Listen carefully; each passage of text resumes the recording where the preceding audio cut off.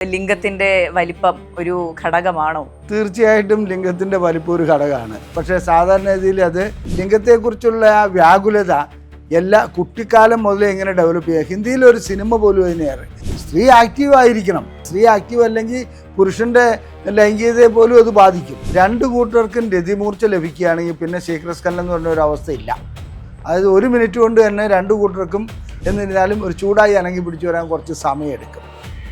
അതിന് ഫോർപ്ലേ ചെയ്ത് അങ്ങനെ ഒരു ലൈനിലേക്ക് കൊണ്ടുവന്നിട്ട് ലൈംഗിക ബന്ധത്തിൽ ഏർപ്പെടുകയാണെങ്കിൽ കുഴപ്പമില്ല. സ്ത്രീക്ക് എന്നിട്ടും രതിമൂർച്ച ലഭിക്കുന്നില്ലെങ്കിൽ അത് സ്ത്രീയുടെ പ്രശ്നമായിട്ട് കരുതണം. പുരുഷന്റെ അല്ല. അത് പുരുഷന്മാരിലും സ്ത്രീകളിലും എത്ര പ്രായം വരെയാണ് ഈ ലൈംഗികത? മരിച്ചു കഴിഞ്ഞിട്ട് ഒരു 5 മിനിറ്റോടെ ഉണ്ടാവും. ഓർമ്മയില്ല. അപ്പൊ അതാണ് അതിന്റെ സത്യം. ലൈംഗികതയ്ക്ക് എക്സ്പയറി ഡേറ്റ് ഇല്ല for both men and woman. ലൈംഗികതയുമായി ബന്ധപ്പെട്ട് ഏറ്റവും കൂടുതൽ ചോദിച്ച് കേൾക്കുന്ന ഒരു ചോദ്യമാണ് ഡസ് സൈസ് മാറ്റർ എന്നുള്ളത്. അപ്പോൾ ലിംഗത്തിന്റെ വലിപ്പം ഒരു ഘടകമാണോ? തീർച്ചയായിട്ടും ലിംഗത്തിന്റെ വലിപ്പം ഒരു ഘടകമാണ്. പക്ഷേ സാധാരണ രീതിയിൽ അത് ഒരു 99% വ്യക്തികളെ സംബന്ധിച്ചിടത്തോളം ലൈംഗികമായിട്ട് ബന്ധപ്പെടുന്നതിന് അവരുദ്ദേശിക്കുന്ന രീതിയിലല്ല. അങ്ങനെ ഒരു പ്രശ്നമില്ല. കാരണം വെച്ചിട്ടുണ്ടെങ്കിൽ ഇത് സ്ത്രീയുടെ യോനിയിൽ ജി പോയിൻ്റ് നിൽക്കുന്നത് ഏതാണ്ട് ഒരു 2 ഇഞ്ച് മാത്രം താഴെയാണ്. അപ്പോൾ അങ്ങനെ ലൈംഗിക ബന്ധത്തിൽ ഏർപ്പെടുമ്പോൾ ഒരു 3 ഇഞ്ച്, ഒരു 2.5-3 ഇഞ്ച് നീളമുള്ള ഒരു വ്യക്തിയെ സംബന്ധിച്ചിടത്തോളം അവർക്ക് സുഖമായിട്ട് ലൈംഗിക ബന്ധത്തിൽ ഏർപ്പെടാൻ കഴിയും. തൻ്റെ ഇണയ്ക്ക് തൃപ്തി ഉണ്ടാക്കി കെടുക്കാനും കഴിയും. ഇവിടെ വരുന്ന പ്രശ്നം എന്നാണെന്ന് വെച്ചിട്ടുണ്ടെങ്കിൽ ഇതിനെക്കുറിച്ച് ആകുലപ്പെടുത്തി ഞാൻ നേരത്തെ പറഞ്ഞ ബ്ലൂ ഫിലിമിലൊക്കെ കണ്ടിട്ട് ആ നീളം വേണം ഈ നീളം വേണം എന്നുള്ള ഒരു സങ്കല്പത്തിലേക്ക് അത് പോകുന്നു. അതായത് ഈ ലിംഗത്തെക്കുറിച്ചുള്ള ആ വ്യാകുലത എല്ലാ കുട്ടിക്കാലം മുതലേ എങ്ങനെ ഡെവലപ്പ് ചെയ്യുക. ഹിന്ദിയിൽ ഒരു സിനിമ പോലും അതിനേറെ ഇറങ്ങിയിരുന്നു. ഞാനത് കണ്ടിരുന്നു. ആ സിനിമ പേരങ്ങ് മറന്നുപോയി. അതായത് ആ രീതിയിലുള്ള ഒരു സിനിമ പോലും വന്നിരുന്നു. ഈ ലിംഗത്തിൻ്റെ വലുപ്പത്തെക്കുറിച്ച് വല്ലാതെ വ്യാകുലപ്പെട്ടിട്ട് ഒരു കുട്ടിക്ക് പഠിക്കാൻ പോലും കഴിയാതെ ആവുന്ന ഒരവസ്ഥയെക്കുറിച്ച്. അപ്പം ഞാൻ പറയുന്നത് എന്താണെന്ന് വെച്ചിട്ടുണ്ടെങ്കിൽ സാധാരണ രീതിയിൽ മനുഷ്യൻ്റെ ഒരു ദാമ്പത്യ ജീവിതത്തിൽ ലൈംഗിക ബന്ധത്തിൽ ഏർപ്പെടുമ്പോൾ നീളത്തിൻ്റെ കുറവ് കൊണ്ട് ആരും പ്രശ്നങ്ങൾ ഉണ്ടാകുന്നതായിട്ട് ഇതുവരെ അങ്ങനെ ഒരു കംപ്ലൈൻറ്റ് വരാറില്ല. പിന്നെ എവിടെയാണെന്ന് വെച്ചാൽ ഇത് പുരുഷൻ്റെ ഭാഗത്തും സ്ത്രീയുടെ ഭാഗത്തും ഇത്തരം കൺസെപ്റ്റ് ഉണ്ടാകുന്നത് നീലച്ചിത്രങ്ങളിൽ നിന്നാണ്. അത്തരം നീലച്ചിത്രങ്ങളിൽ നിന്ന് കൺസെപ്റ്റ് ഉണ്ടാകുമ്പോൾ ചില സ്ത്രീകളെ സംബന്ധിച്ചിടത്തോളം പുരുഷൻ്റെ ലിംഗത്തിൻ്റെ നീളം കുറവാണെങ്കിൽ, എന്നാൽ താരതമ്യേന കുറവാണെങ്കിൽ അവരെന്ത് ചെയ്യുന്നു, ഇത് പോരാ, അവർ ബ്ലൂ ഫിലിമിലാണ് കണ്ടിട്ടുള്ളത്. അത്തരം സ്ത്രീകൾ തീർച്ചയായിട്ടും എന്താണെന്ന് വെച്ചിട്ടുണ്ടെങ്കിൽ ലൈംഗികമായിട്ട് അവർക്ക് സംതൃപ്തി ലഭിക്കുന്നില്ല എന്നുള്ളൊരു മിഥ്യാധാരണയിലേക്ക് പോകും. അവരതിനു വേണ്ടി ശ്രമിക്കാതെ വരും. അപ്പോൾ അത് സ്വാഭാവികമായിട്ട് ഒരു അകൽച്ചയിലേക്ക് പോകാറുണ്ട്. എന്നാൽ മൈക്രോ പെന്നീസ് എന്ന് പറയുന്ന ഒരു രോഗാവസ്ഥയുണ്ട്. അങ്ങനെയുള്ള രോഗാവസ്ഥയിൽ അത് ചികിത്സിച്ച് മാറ്റുകയോ അല്ലെങ്കിൽ അത്തരം സർജറി വഴിക്കോ ഒരു പരിധി വരെ മാറ്റം വരുത്താൻ പറ്റും. ചിലതിന് മാറ്റം വരുത്താൻ കഴിയില്ല. അതെ, ഇതിന് ഈ പറഞ്ഞ നാച്ചുറൽ റെമഡീസ് ഒക്കെ വർക്ക് ആകുമോ? അങ്ങനത്തെ കുറെ നമ്മൾ ഈ റീൽസ് ഒക്കെ കാണുമ്പോൾ ഇങ്ങനെ പറയും ചുമ്മാ തട്ടിപ്പ്, അല്ലാണ്ട് വേറെ ഒന്നുമില്ല. അതായത് 3 നേരം കഴിച്ചാൽ ഇത് 3 നേരം കഴിച്ചാൽ 1, 2, 3 അങ്ങനെ നീളം, അതൊന്നും നടക്കണ കാര്യമല്ല. അതിനകത്ത് മറുവശം എന്നാണ് വെച്ചിട്ടുണ്ടെങ്കിൽ ഇങ്ങനെയുള്ളൊരു അവസ്ഥ ഉണ്ടാക്കിക്കൊണ്ട്, അതായത് ഇങ്ങനെ പരസ്യ പ്രചരണങ്ങൾ നടത്തി കുറേ ആളുകളുടെ പൈസ ഇങ്ങനെ പോയിക്കൊണ്ടിരിക്കുന്നു അല്ലാതെ വേറൊരു കാര്യമില്ല. പിന്നെ ഇതിനെക്കുറിച്ച് 4 ഇഞ്ചും 5 ഇഞ്ചും നീളമുള്ള ചില വ്യക്തികൾ വന്നിട്ട് എൻ്റെ ലിംഗത്തിന് നീളമില്ല വണ്ണമില്ല എന്ന് പറഞ്ഞുകൊണ്ട് വരാറുണ്ട്. അങ്ങനെ വരുന്ന വ്യക്തികളെ ശരിക്കും പറഞ്ഞാൽ അവർക്കൊരു ഈ ഒരു ധാരണയിൽ നിന്ന് ഉള്ളിലെടുക്കുന്ന ഒരു മാനസിക വിഭ്രാന്തി മാത്രമാണ് അതിന് ആ രീതിയിൽ ചികിത്സിക്കേണ്ടതുണ്ട്. പിന്നെ ഇവരോട് പറഞ്ഞിട്ട് കാര്യമില്ല. അവർക്ക് ചില പ്ലാസിബോ രീതിയിൽ ചില ഗുളികളൊക്കെ കൊടുത്താൽ കുറച്ച് സമാധാനം കിട്ടാറുണ്ട്. ഒരു ഈ പറഞ്ഞതുപോലെ വൈറ്റമിൻ ടാബ്ലറ്റ്സ് പോലെ എന്തെങ്കിലും, അത് വൈറ്റമിനോ അല്ലെങ്കിൽ എന്തെങ്കിലും കൊടുത്തു വിട്ട് കഴിഞ്ഞാൽ അവരതും കൊണ്ട് സമാധാനപ്പെട്ട് പോകുന്നതാണ്. ഇല്ലെങ്കിൽ ആത്മഹത്യയിലേക്ക് വരെ പോകുന്നു പറഞ്ഞുകൊണ്ട് നടക്കുന്ന ഇതിനൊരു ചികിത്സയില്ല എന്ന് ഡോക്ടർക്ക് പറയാൻ കഴിയില്ല. അപ്പോൾ എന്ത് പറ്റുമെന്ന് വെച്ചിട്ട് അവൻ്റെ സ്ഥിതി ആ രീതിയിലായിരിക്കും. അതിന് പകരം ചിലപ്പോൾ വല്ല പ്ലാസിബോ ഗുളികളോ ഒക്കെ കൊടുക്കാമെന്നല്ലാതെ യഥാർത്ഥ പ്രശ്നത്തിന്, അതായത് ലിംഗത്തിന് ഗുളിക കഴിച്ചുകൊണ്ട് നീളം വരില്ല, വണ്ണവും വരില്ല. അതെ, അതുപോലെ തന്നെ ഈ വയാഗ്ര പോലെയുള്ള ടാബ്ലറ്റുകൾ വെറുതെ മെഡിക്കൽ സ്റ്റോറുകളിൽ പോയി വാങ്ങി ഉപയോഗിക്കുന്ന പ്രവണത ഇപ്പോൾ ഒരുപാട് കാണാറുണ്ട്. ഇത് ശരിക്കും അപകടമാണോ? അതിൻ്റെ അപകടം എന്താണെന്ന് വെച്ചാൽ ഇന്നത്തെ ചെറുപ്പക്കാരെ സംബന്ധിച്ചിടത്തോളം ഇങ്ങനെ ഒരു ധാരണയുണ്ട്. ഏതെങ്കിലും അവർ വിവാഹത്തിന് മുമ്പൊക്കെ ലൈംഗിക ബന്ധത്തിൽ ഏർപ്പെടുമ്പോൾ അവരുടെ ശക്തി കാണിക്കാൻ വേണ്ടിയിട്ട് ഈ വയാഗ്ര പോലുള്ള കോമ്പറ്റീഷൻ ഇവന്റാണെന്ന് തോന്നുന്നു. അപ്പോൾ അതിലെന്ത് പറ്റുമെന്ന് വെച്ചിട്ടുണ്ടെങ്കിൽ ഇവർ വയാഗ്ര പോലെയുള്ള ഗുളികകൾ കഴിക്കുമ്പോൾ അതിനൊരു, ഞാൻ നേരത്തെ പറഞ്ഞതൊരു അഡിക്ഷനുള്ള ഗുളിയല്ല, എന്നിരുന്നാലും ശരി ഇത് വീണ്ടും വീണ്ടും കഴിക്കാനുള്ള പ്രവണത സൈക്കോളജിക്കലി ഒരു അഡിക്ഷൻ ഉണ്ടാകുന്നുണ്ട്. പിന്നെ ആവശ്യമില്ലാത്ത ഒരു ഗുളിക കഴിക്കേണ്ട ഒരു കാര്യമേ ഇല്ലല്ലോ.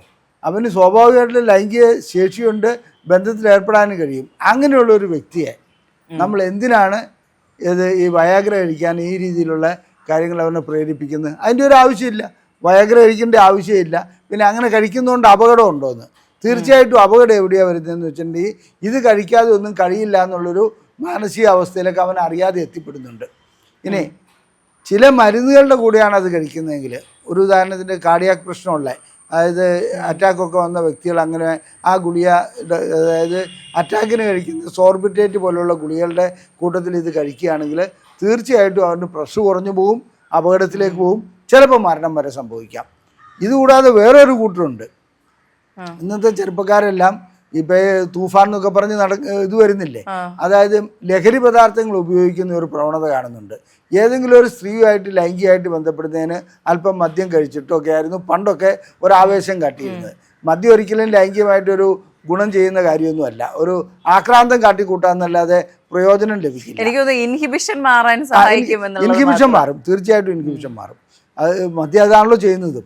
അപ്പോൾ MDMA പോലുള്ള ലഹരി പദാർത്ഥങ്ങളോടുകൂടി വയാഗ്ര കഴിക്കുകയാണെങ്കിൽ ചിലപ്പോൾ പെട്ടെന്ന് പ്രഷർ കുറഞ്ഞു പോകും. അങ്ങനെ പ്രഷർ കുറഞ്ഞു പോയാൽ മരണം വരെ സംഭവിക്കും. ഹരിയാനയിലെ അങ്ങനെ ഒരു സംഭവം ഒരു വർഷത്തിനുള്ളിൽ ഉണ്ടായിട്ടുണ്ട്. കാമുകിയെ വിളിച്ചു വരുത്തി ഇദ്ദേഹം റൂമൊക്കെ എടുത്തു, അത് കഴിഞ്ഞിട്ട് ലൈംഗിക ബന്ധത്തിൽ ഏർപ്പെട്ടു. ഇദ്ദേഹം MDMAയും കഴിച്ചു, വയാഗ്രയും കഴിച്ചു. പക്ഷെ പേര് വന്നത് എന്താ, വയാഗ്ര കഴിച്ചുകൊണ്ടാണ് അദ്ദേഹം മരിച്ചതെന്നാണ് പോലീസ് എല്ലാം പ്രചരിപ്പിച്ചുകൊണ്ടിരുന്നത്. ഇദ്ദേഹം കഴിച്ചിരുന്നത് ഇതാണ്, ലഹരി പദാർത്ഥം അതിൻ്റെ കൂട്ടത്തിൽ കഴിച്ചുകൊണ്ടാണ്, അല്ലാണ്ട് വെറും വയാഗ്ര കഴിച്ചുകൊണ്ട് അദ്ദേഹം മരിക്കാൻ ഒരു സാധ്യതയില്ല. അതെ. അപ്പോൾ ഈ സാധാരണ ഇപ്പോൾ സ്ത്രീകളും പുരുഷന്മാരും എല്ലാം ഈ കൺസൾട്ടേഷന് വരാറുണ്ടല്ലോ. ഏറ്റവും ലൈംഗികമായി അവജ്ഞയുള്ള അല്ലെങ്കിൽ അതിനെപ്പറ്റി ഒട്ടും അറിവില്ല, ധാരണയില്ല എന്ന് തോന്നിയിട്ടുള്ളത് സ്ത്രീകൾക്കാണോ പുരുഷന്മാർക്കാണോ? അങ്ങനെ ഒരു സർവേ ഞാൻ നടത്തിയിട്ടില്ല. എന്നിരുന്നാലും ശരി, അതിനെക്കുറിച്ച് കൂടുതലും അറിവില്ല എന്ന് പറയാൻ അതിൽ നമ്മൾ അങ്ങനെ ഒരു ക്ലാസിഫിക്കേഷനിലേക്ക് പോകാൻ എനിക്ക് കഴിയുന്നില്ല. എന്നിരുന്നാലും പൊതുവെ സ്ത്രീകൾക്ക് അങ്ങനെ അറിവില്ലാത്തവരൊന്നുമല്ല, അവർക്ക് ആവശ്യത്തിന് അറിവ് ഇതിനെക്കുറിച്ചുണ്ട്. കാരണം ഇന്നത്തെ കാലഘട്ടം മാറി. അവർ ഈ ഇൻ്റർനെറ്റിൽ അതുപോലെ തന്നെ മറ്റു രീതിയിലുള്ള ഗൂഗിളും ഒക്കെ സെർച്ച് ചെയ്ത് പോട്ടെ, ChatGPTയിൽ ഓരോ കാര്യത്തിനും വീട്ടമ്മമാർ പോലും അത് അടിച്ചു നോക്കുകയാണ്. എന്നിട്ട് അതിൽ നിന്ന് ഉത്തരം കിട്ടുന്നുണ്ട്. ആ ഉത്തരങ്ങൾ ഏറെക്കുറെ ശരിയാണ് താനും. അതുകൊണ്ട് അറിവില്ലായ്മ വരുന്നത് സ്ത്രീകൾക്കാണോ പുരുഷന്മാർക്കാണോ നാട്ടിൻപുറത്തുകാരനാണോ പട്ടണവാസിക്കാണോ ഇങ്ങനെയൊന്നും ചോദിക്കുന്നതിൽ അർത്ഥമില്ല. അതിൻ്റെ കാരണം അതിൻ്റെ എല്ലാ ഗണത്തിൽപ്പെട്ടവർക്കും അതുണ്ട്. അതെ. അപ്പോൾ ഈ G-സ്പോട്ടിന്റെ കാര്യം പറഞ്ഞല്ലോ. അപ്പോൾ സ്ത്രീകളിലെ പ്ലഷർ അത് ഇപ്പോഴും അവഗണിക്കപ്പെടുന്നുണ്ടോ, അതോ ബെറ്ററായി വരുന്നുണ്ടോ, അത് അംഗീകരിക്കപ്പെടുന്നുണ്ടോ? തീർച്ചയായിട്ടും സ്ത്രീകൾക്ക് ഇതിനെക്കുറിച്ചൊരു നല്ല ബോധം വന്നതുകൊണ്ട് അവരുടെ ഭർത്താക്കന്മാർക്ക് അതിനെക്കുറിച്ച് കാര്യങ്ങൾ പറഞ്ഞു കൊടുക്കാനും, എന്താണ് ക്ലൈറ്റോറിയൽ സ്റ്റിമുലേഷൻ, ഏത് രീതിയിലാണ് ലൈംഗിക ബന്ധത്തിലേക്ക് ഏർപ്പെടേണ്ടത്, ഫോർപ്ലേ എന്താണ്, ഇത്തരം കാര്യങ്ങളൊക്കെ ഇതിലേക്ക് മാറി വന്നുകൊണ്ടിരിക്കുന്നുണ്ട്. നമ്മുടെ ഗ്രേറ്റ് ഇന്ത്യൻ കിച്ചൺ എന്ന് പറഞ്ഞ ഒരു സിനിമയിൽ കുറച്ചൊക്കെ ഫോർപ്ലേ ആകാതെ ഭാര്യ അപ്പോൾ എല്ലാം അറിഞ്ഞു വെച്ചിട്ടാ പറയും. ഇന്ന് അങ്ങനത്തെ ചോദ്യങ്ങളൊന്നും ചോദിക്കാൻ സ്ത്രീകളോട് കഴിയില്ല. അവരും അവരുടേതായ രീതിയിൽ അറിഞ്ഞു വെച്ചിട്ട് തന്നെയാണ് കാര്യങ്ങൾ വരുന്നത്. അതിൻ്റെ അർത്ഥം അവർ ലൈംഗിക ബന്ധത്തിൽ ഏർപ്പെട്ടിട്ടുള്ളതൊന്നല്ല. എന്നിരുന്നാലും കാര്യങ്ങളെക്കുറിച്ചുള്ളൊരു ബോധം സ്ത്രീകൾക്ക് നന്നായിട്ട് വന്നിട്ടുണ്ട്. ഫോർപ്ലേയുടെ പ്രാധാന്യത്തെക്കുറിച്ചും അവർ നല്ല രീതിയിൽ ബോധവതികളാണ്. അപ്പോൾ അതുകൊണ്ട് ആ കാര്യങ്ങളിൽ ഒരു ഭാഗത്ത് അറിവ് കുറവുണ്ടെങ്കിൽ മറ്റേ ഭാഗത്തെ അറിവുകൊണ്ട് അത് മുമ്പോട്ട് പോകാൻ കഴിയുന്നുണ്ട്. പണ്ട് സ്ത്രീകൾക്ക് ഒരു അറിവില്ലാത്ത ഒരു കാലഘട്ടം ഉണ്ടായിരുന്നു, അതൊക്കെ മാറി. അതെ, ഇത് പുരുഷന്മാരുടെ മാത്രമാണ്, അവരാണ് ചെയ്യേണ്ടത് എന്നുള്ളൊരു അത് മാത്രമല്ല, സ്ത്രീ ഒരു പാസീവ് ഘടകമാണ് ഇതിനകത്തുനിന്ന് കരുതുന്ന ഒത്തിരി വ്യക്തികളുണ്ടായിരുന്നു. സ്ത്രീ ആക്റ്റീവ് ആയിരിക്കണം. സ്ത്രീയുടെ അതായത് സ്ത്രീ ആക്റ്റീവ് അല്ലെങ്കിൽ പുരുഷന്റെ ലൈംഗികതയെ പോലും അത് ബാധിക്കും. അതെ, തീർച്ചയായിട്ടും. അതുപോലെ ഇപ്പോൾ ഈ ശീഘ്രസ്ഖലനം എന്ന് പറയുന്നത് പോലെ തന്നെ മറ്റൊരു കാര്യമാണ് ഇത് ഈ സ്ഖലനം സംഭവിക്കാൻ ഒരുപാട് സമയമെടുക്കുന്നതും. ഇതും ട്രീറ്റ്മെന്റ് ആവശ്യമായിട്ടുള്ള കാര്യമാണോ? അത് ഞാനിതിൽ ശീഘ്രസ്ഖലനത്തെക്കുറിച്ച് ആദ്യം പറയാം. ഓക്കെ. അതായത് പുരുഷനും സ്ത്രീയും ലൈംഗിക ബന്ധത്തിൽ ഏർപ്പെടുമ്പോൾ രണ്ട് കൂട്ടർക്കും രതിമൂർച്ച ലഭിക്കുകയാണെങ്കിൽ പിന്നെ ശീഘ്രസ്ഖലനം എന്ന് പറഞ്ഞ ഒരു അവസ്ഥയില്ല. അതായത് 1 മിനിറ്റ് കൊണ്ട് തന്നെ രണ്ട് കൂട്ടർക്കും ലൈംഗികമായിട്ടുള്ള രതിമൂർച്ച ലഭിക്കുകയാണെങ്കിൽ പിന്നെ നമ്മൾ അതിനെക്കുറിച്ച് ചിന്തിക്കേണ്ട. സാധാരണ ഒരു സ്ത്രീയെ സംബന്ധിച്ചിടത്തോളം അത് ഒന്ന് ചൂടായി അനങ്ങി പിടിച്ചൊക്കെ വരാൻ, ഈ ഭാഷ ഉപയോഗിക്കുന്നത് ഒരു ഡോക്ടർ എന്ന ലെവലിൽ അത്ര ശരിയല്ല, എന്നിരുന്നാലും ഒരു ചൂടായി അനങ്ങി പിടിച്ചു വരാൻ കുറച്ച് സമയമെടുക്കും. അതിന് ഫോർപ്ലേ ചെയ്ത് അങ്ങനെ ഒരു ലൈനിലേക്ക് കൊണ്ടുവന്നിട്ട് ലൈംഗിക ബന്ധത്തിൽ ഏർപ്പെടുകയാണെങ്കിൽ കുഴപ്പമില്ല. ഒരു പുരുഷനെ സംബന്ധിച്ചിടത്തോളം 3 മുതൽ 7 മിനിറ്റ് വരെയാണ് ആവറേജാണ് ഞാൻ പറയുന്നത് സമയം ലഭിക്കുക. ഈ 3 മിനിറ്റിനുള്ളിൽ അവൻ്റെ ശുക്ലം വിസർജനം നടക്കുകയാണെങ്കിൽ സ്ത്രീക്കത് രതിമൂർച്ച ലഭിക്കാത്ത അവസ്ഥയാണെങ്കിൽ നമ്മളത് തീർച്ചയായിട്ടും പുരുഷൻ്റെ ഭാഗത്തു നിന്നുണ്ടാകുന്ന ശീഘ്രസ്ഖലനായിട്ട് കരുതണം. ഇനി പുരുഷൻ 10 മിനിറ്റ് ബന്ധപ്പെടുന്നു, സ്ത്രീക്ക് എന്നിട്ടും രതിമൂർച്ച ലഭിക്കുന്നില്ലെങ്കിൽ അത് സ്ത്രീയുടെ പ്രശ്നമായിട്ട് കരുതണം. പുരുഷൻ്റെ അല്ലാതെ അവിടെ ശീഘ്രസ്ഖലനം എന്ന് പറഞ്ഞാൽ അവിടെ സ്ത്രീക്ക് രതിമൂർച്ച ഉണ്ടാവുന്നില്ല, അത് അവളുടെ പ്രശ്നമാണ്. ആ സ്ത്രീയാണ് നമ്മൾ ട്രീറ്റ് ചെയ്യേണ്ടത്. അതാണ് അവിടെ മാച്ചിങ് ആയിട്ട് നമ്മൾ ഇതിലേക്ക് പോകേണ്ടത്. പിന്നെ നേരത്തെ ചോദിച്ച ചോദ്യം ഡിലേഡ് ഇജാക്കുലേഷൻ എന്നുള്ളതാണ്. അതായത് ശുക്ലവിസർജനം സംഭവിക്കാതെ വരിക. അത് ചില വ്യക്തികളിൽ അങ്ങനെ ഉണ്ടാകാറുണ്ട്. അരമണിക്കൂറും 3/4 മണിക്കൂറും ഒക്കെ കഴിഞ്ഞാലും ശുക്ലം വിസർജിക്കാതെ പോകുന്നു. അതുപോലെ തന്നെ ചിലർക്ക് അരമണിക്കൂറൊക്കെ കഴിഞ്ഞ് ശുക്ലവിസർജനം ഇല്ലാതെ തന്നെ ലിംഗം തളർന്നു പോകുന്നു. ഇങ്ങനെയൊക്കെ ഉണ്ടാകാറുണ്ട്. ഇതിൻ്റെ കാരണം ഒരു രോഗാവസ്ഥയായിരിക്കാം. തലച്ചോറിനെ ബാധിക്കുന്ന പല രോഗാവസ്ഥയിലും അത് വരാം, ഞരമ്പുകളെ ബാധിക്കുന്ന രോഗാവസ്ഥയിൽ വരാം. അതിന് ചികിത്സ ആവശ്യമാണ്. ഇത് ടെമ്പററി ആയിട്ട് സംഭവിക്കുന്ന സിറ്റുവേഷൻസ് അത് ചില സാഹചര്യങ്ങളുടെ സമ്മർദ്ദത്തിലും ചിലപ്പോൾ എന്നാണെന്ന് വെച്ചിട്ടുണ്ടെങ്കിൽ ചില കലഹങ്ങളൊക്കെ കഴിഞ്ഞിട്ട് ലൈംഗിക ബന്ധത്തിൽ ഏർപ്പെടുകയാണെങ്കിലൊക്കെ അതുണ്ടാവും. അതൊക്കെ ടെമ്പററി മാത്രമാണ്. ആ ട്രാൻസിയൻ്റ് ആയിട്ടുള്ള അതും കഴിഞ്ഞാൽ പിന്നെ നോർമലായി മാറും. അതെ, ഓക്കെ. ഞാൻ ഇവിടെ വന്നപ്പോൾ ബോർഡിൽ സൈക്കോ സെക്ഷുവൽ മെഡിസിൻ എന്നുള്ളൊരു പേര് കണ്ടു. അപ്പോൾ ഇത് സൈക്കോളജിക്കൽ ഫാക്ടേഴ്സും ഈ പറഞ്ഞ സെക്ഷൽ റിലേഷൻഷിപ്പിന് സൈക്കോളജിയും സെക്ഷൽ റിലേഷനുമായിട്ട് വലിയ ബന്ധമില്ലേ? അതിന്റെ കാരണം എന്താണെന്ന് വെച്ചിട്ടുണ്ടെങ്കിൽ ഭാര്യയും ഭർത്താവും രാവിലെ മുതൽ വൈകുന്നേരം വരെ കലഹത്തിൽ ഏർപ്പെടുക, അങ്ങോട്ടും ഇങ്ങോട്ടും വഴക്കുണ്ടാക്കിക്കൊണ്ടിരിക്കുക. രാത്രി എന്നിട്ട് ബന്ധപ്പെടാൻ പറഞ്ഞാൽ ഇത് സ്വിച്ച് ഇട്ടാൽ ഓണാവുന്ന വല്ല കാര്യമാണോ? ഒരിക്കലും നടക്കില്ല.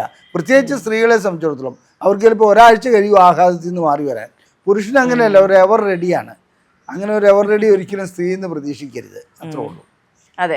അപ്പോൾ പുരുഷന്മാരിലും സ്ത്രീകളിലും എത്ര പ്രായം വരെയാണ് ഈ ലൈംഗികത ആക്റ്റീവായിട്ടുണ്ടാകാനുള്ള സാധ്യത? നമ്മുടെ ആ കാപ്പിപ്പൊടി അച്ഛൻ പറഞ്ഞത് ഓർമ്മയുണ്ടോ? ഇല്ല, മരിച്ചു കഴിഞ്ഞിട്ട് ഒരു 5 മിനിറ്റോടെ ഉണ്ടാവും. ഓർമ്മയില്ല. അപ്പൊ അതാണ് അതിന്റെ സത്യം. ലൈംഗികതയ്ക്ക് എക്സ്പയറി ഡേറ്റ് ഇല്ല for both men and woman. അതായത് ഇതിൻ്റെ ആർത്തവ വിരാമം കഴിഞ്ഞാൽ മെനോപാസ് കഴിഞ്ഞാൽ സ്ത്രീകളെ സംബന്ധിച്ചിടത്തോളം ലൈംഗികത ഉണ്ടാവില്ല എന്നൊക്കെ കരുതും. അങ്ങനെയല്ല, അവർ ലൈംഗികമായിട്ട് വളരെയധികം ആക്റ്റീവാകും. അവരെ സംബന്ധിച്ചിടത്തോളം ലൈംഗികമായിട്ട് ബന്ധപ്പെടാനുള്ള ആഗ്രഹം കൂടുന്നുണ്ട്. ഈ പിന്നെ ചില സാഹചര്യങ്ങൾ കൊണ്ടും മറ്റും അവർക്ക് പിന്നെ ഒരു കാര്യം കൂടെ ഉണ്ട്, അസുഖങ്ങളുടെ അവസ്ഥ. അസുഖങ്ങൾ വരികയാണെങ്കിൽ തീർച്ചയായിട്ടും ലൈംഗികതയെ ബാധിക്കും. ഇപ്പോൾ പ്രമേഹം, പ്രഷർ, കൊളസ്ട്രോള്, യൂറിക് ആസിഡ്, അതുപോലെ തന്നെ ഹാർട്ടിൻ്റെ ചില പ്രശ്നങ്ങൾ, പ്രോസ്റ്റേറ്റിൻ്റെ പ്രശ്നങ്ങൾ, ഇങ്ങനെയൊക്കെയുള്ള അസുഖങ്ങൾ വരികയാണെങ്കിൽ ലൈംഗികത ഇല്ലാതെയാവും. അതല്ലാതെ നല്ല ആരോഗ്യമുള്ളൊരു വ്യക്തിക്ക് 90 വയസ്സായാലും ലൈംഗികമായിട്ട് ബന്ധപ്പെടാൻ കഴിയും. അതിനകത്തൊന്നും ഒരു കുഴപ്പമില്ല.